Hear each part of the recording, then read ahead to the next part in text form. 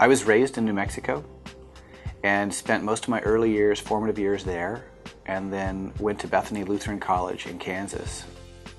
When I graduated college, I had very long hair. I was a backpack guide, and I spent most of my week, month after month, in the mountains. That made me reevaluate my entire course. What was the direction I wanted to go in as a person? It wasn't about being a scholar or an academic or a professional. It was about who I wanted to be from this point forward. I completed my PhD between the University of Munich and Loyola University in Chicago, and spent 7 years as one of the ecumenical staff for the Evangelical Lutheran Church in America. And then came here. In all those formative years, there are a few places that really have meant a lot to me in terms of patches of earth that I go back to.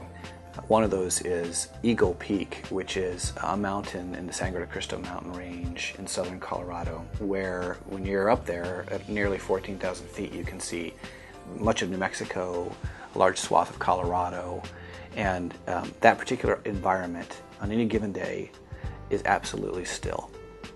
And when it's still like that, one is forced to reassess who you are in that space. It's so quiet and so incredibly lovely, and it's all in front of you at once.